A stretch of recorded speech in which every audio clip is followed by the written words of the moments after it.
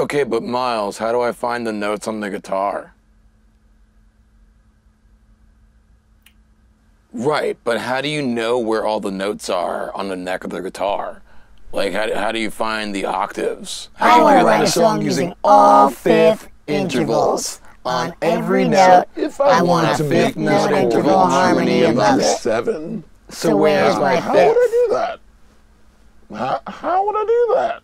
But how do you even know Which one of these where is the the notes G are string?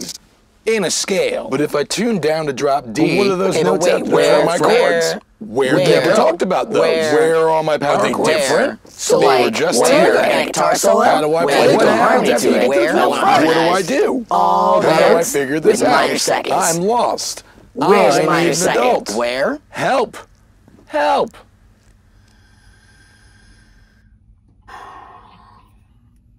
Okay.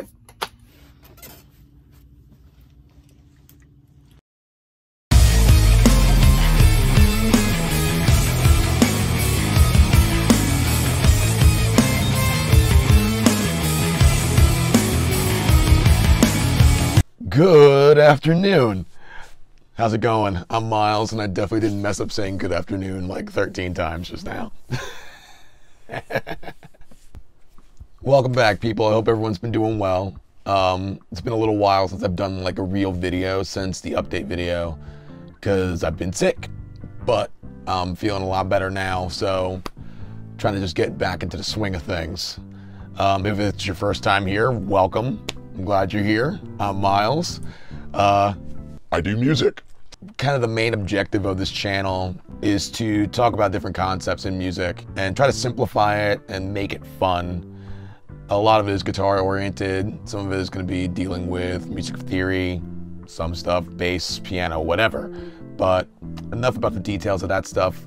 Let's just get into what we're going to be talking about today.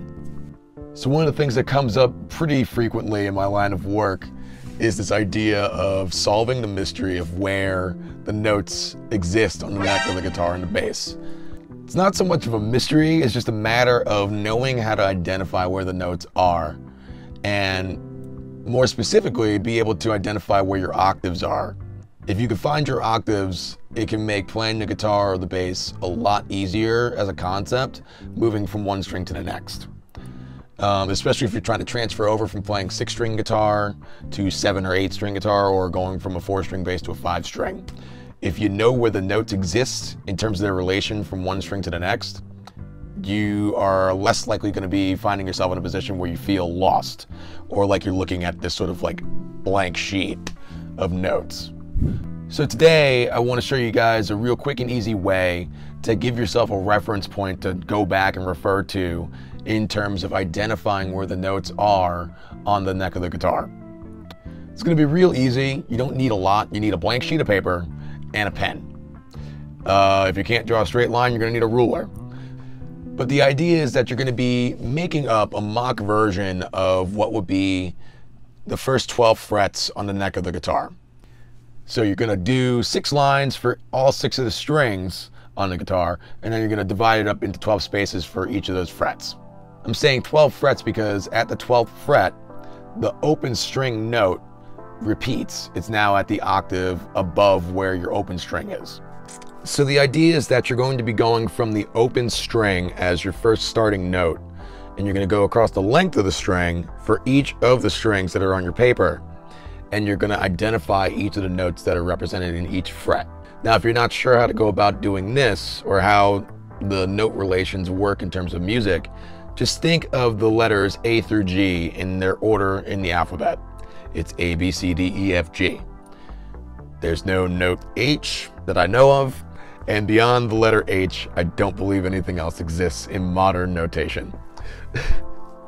But if I'm wrong, someone please let me know. And so with that said, you're going to start from whatever the starting letter is for each string, and you're going to go from wherever your starting point is up till the letter G, and then it starts back over from A. So probably the best place to start off would be on the A string, because you'd just be going from the beginning of the alphabet up until the letter G. So something to keep in mind, if you don't already know, is that majority of the notes that you're going to be notating on your sheet are going to have half steps in between them. The only ones that don't are B and C and E and F. But every other note is going to have a half step before it gets to the next letter in this section of the alphabet that we're notating. So for example, after the note A, it's not immediately followed by B, it's going to be immediately followed by what would be either A sharp or B flat. Both A sharp and B flat are what are referred to as enharmonic, which just means that they're the same note. I kind of look at it as being a directional thing.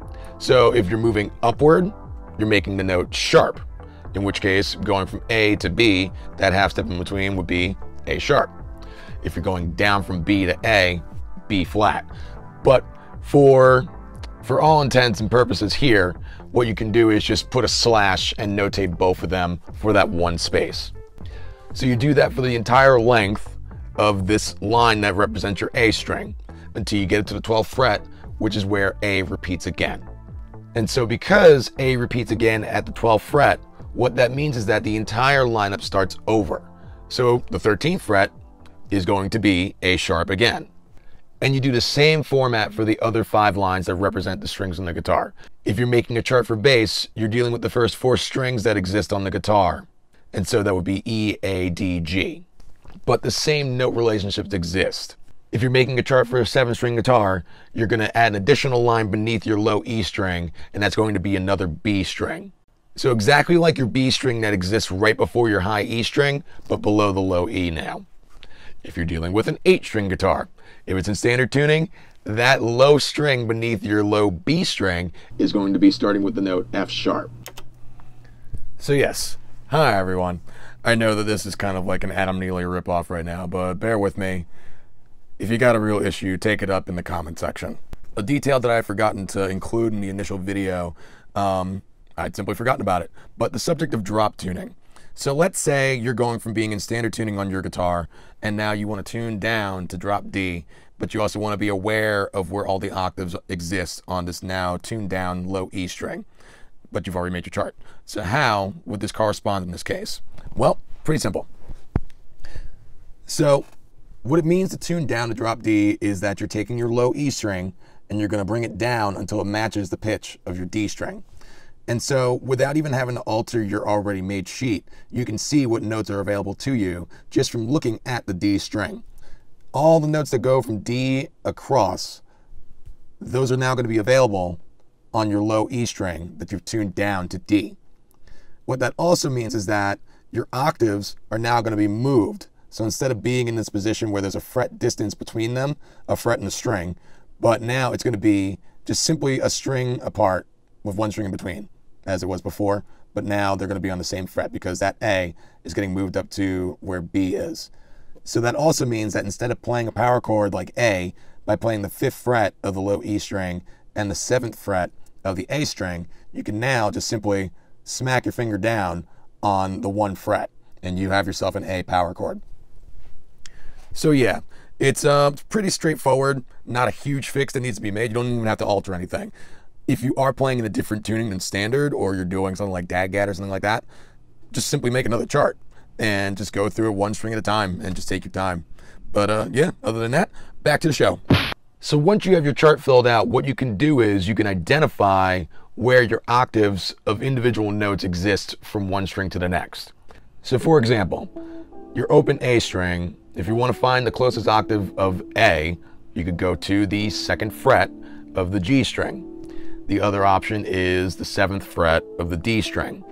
You could also just go to the 12th fret on your A string. But being able to know where these octaves are, like I said, it allows you to kind of maintain some sort of understanding of where you are on the neck of the guitar or the bass. You can also use this chart to identify individual intervals. So if you're trying to figure out what the major third of C is, as long as you know what a C major scale is comprised of, it's pretty easy to find that it's the note E that exists on the 2nd fret of the D string. Another good use for this chart is, let's say you're self-taught like I was for a long time. I learned how to play a bunch of scales by figuring it out kind of on my own, just based on hearing pitches, but I didn't know note names. And so for the life of me, I couldn't tell you what notes went into a scale. I could play the scale, couldn't tell you what notes were which.